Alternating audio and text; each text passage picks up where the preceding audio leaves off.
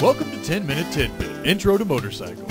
Today we'll be taking a quick look at the basics of riding a motorcycle. We'll begin with a few helpful do's and don'ts, and then we'll talk about the buttons and levers. We'll get comfortable on the bike, and then we'll fire up and get moving. And now, here's a man who's not afraid to introduce himself, Mike Bennett. Hi, I'm Mike Bennett, and welcome to 10-Minute TidBits on Intros to Motorcycles. Now, I've been riding motorcycles for about a decade now, and I've ridden everything from mopeds to my current bike, a 2006 Kawasaki Concorde. Now, I'll be the first one to tell you that motorcycles are a lot of fun and the best way to get around. But I'll also be the first one to tell you that it's not a case of if you fall, it's a case of when you fall. So safety is the biggest factor. So, let's get started. Now, safety will save your butt. Now, I cannot stress this enough. Now, one of the most expensive things that you're going to buy, other than the bike, of course, is going to be your helmet. Now, they come in all shapes and sizes, but there's certain things that you need.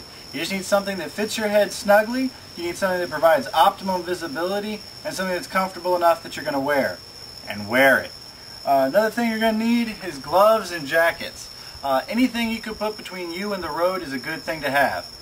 Another couple of things to have is always nice to have some sunscreen, fix-a-flat in case you have a little accident, and of course something to clean with, and bungee cords. Gotta have bungee cords. Footwear is also something to think about. You want something that's non-skid, and you also want something with no laces hanging out. People make fun of me for these things, but once you get your shoelace hung up on your shifter one time and you're coming up on a red light, you wouldn't be laughing no more. Again, this video is absolutely no substitution for taking the safety motorcycle class. I strongly recommend that you look it up with your local DMV and find out when your classes are offered, because though this is a really cool informational video, it's nothing compared to the information that they can give you there. And besides, isn't your life worth a couple of $100? Okay, before we even get on the bike, there's a few things we always want to check. Always make sure that you look at your tires and make sure that they're not bald. If they look like this, they need to be replaced. Definitely want to make sure that your mirrors and your gauges are clean. So always get a little rag and just kind of polish those up every time. Remember, they don't work well if they're dirty. So always keep those good and clean, and your gauges. It only takes a few seconds each ride, and it makes your bike look a little nicer. Alright, now we're pretty much ready to stick the key into the bike. And let's check all of our lights. We want to make sure, first of all, that of course all of our running lights are on. The headlight's not going to come on my bike until we start it. But we also want to double check that all of our blinkers are working and that our brake lights are working. Alright, we're looking good. First thing you want to do is locate both of the straps. Pull them out. Alright, and then hold those with your thumbs, holding the helmet open, and then slip it onto your head. Alright, once it's on, if you look up at the sky, you can find the little clippy things really easily. And you just thread through both of them, come back out just like an old school belt, and then back underneath. Always make sure you pull it down nice and tight. Give the good helmet a good wobble, make sure that it's all secure. We're good to go.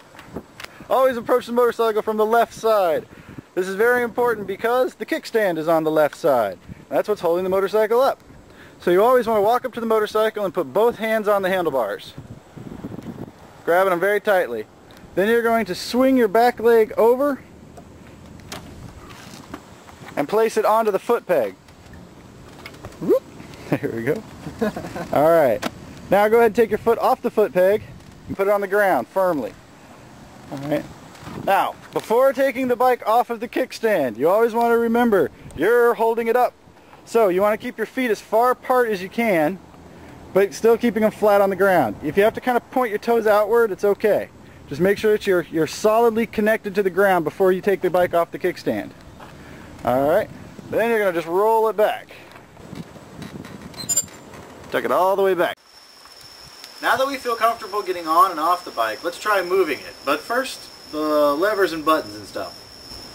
The left side controls the engine, and the right side controls the motion of the bike. So let's begin with the left side. Again, this is the side that we always approach the bike from. The most important lever on a bike is the clutch. This is found up here on the left handlebar. Okay, the clutch will engage and disengage the engine.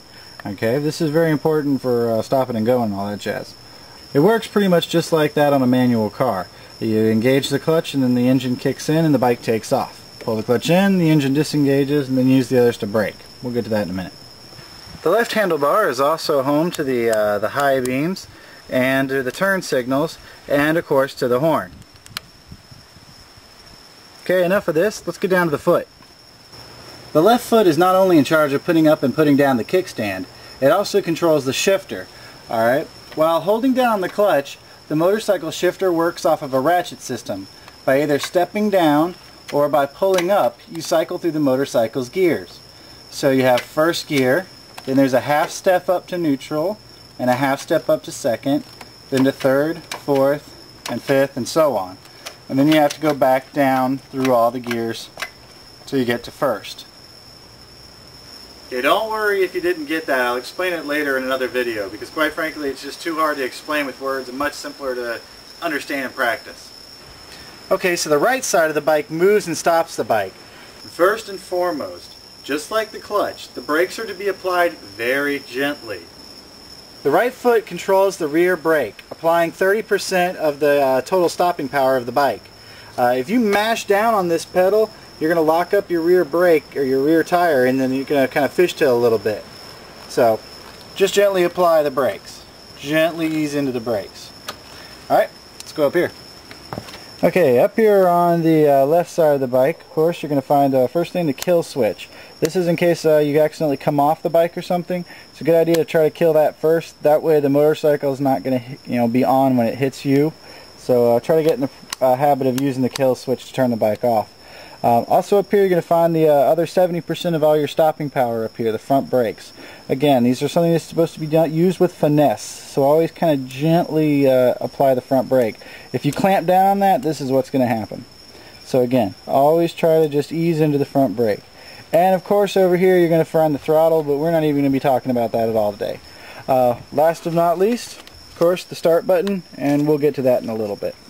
Again, approach the bike from the left side and grab the handlebars and squeeze the front brake and swing your leg over the bike and put up the kickstand.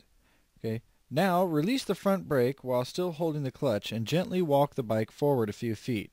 Keep shifting your weight from foot to foot, taking big steps. Once the bike is moving, gently squeeze the front brake and smoothly come to a stop, keeping both feet flat on the floor. Practice this a few times walking the bike forward and using the front brakes to stop. Now practice walking the bike through a turn, keeping the entire weight of the bike on the foot that is on the ground. Use the front brakes to slow down and stop. The whole time practice holding down the clutch. Once you feel completely comfortable walking the bike, stopping and pushing it around, keeping it balanced and stopping smoothly, then we're ready to start the engine. On the right handlebar is the start button on most newer motorcycles. Make sure that the bike is in neutral before you press the start button, and it's always a good idea to get in the habit of holding both the front brake and the clutch when pressing the start button. Okay, now that we've got the engine running, we're ready to get moving. We're going to repeat the last exercise, but this time instead of pushing the bike, we're going to let the engine do all the work. So release the front brake and slowly, and I do mean slowly, let out that clutch. As soon as it begins to pull the bike, clamp it back down and slowly apply the brake. Do this a couple of times, and if at any time the bike does anything you don't want it to do, just pull back on that clutch and apply the brakes. Remember, clutch, then brakes. Slowly let the clutch out, stopping when it begins to push the motorcycle. Only allow it to move the bike a few feet, and keep walking with the bike. When you become comfortable with engaging the engine, then you're ready to get really seriously riding. But that's a whole nother video. Well, that's about all the time that we have, so please remember to check with your local DMV and find out where the motorcycle courses are offered in your area. And even if you're an experienced rider, if you know how to ride a bike or whatever, if you haven't taken that class, I strongly recommend it. There's a lot of valuable knowledge there. Remember, every car on the road is trying to kill you, so avoid traffic at all costs, even if that means you have to slow down. On the brighter side, bikes are cheaper on insurance and also on gas, and they're also cheaper to fix. So, you know, always be safe, be smart, and wear your damn helmet. Alright, that's been 10 minutes.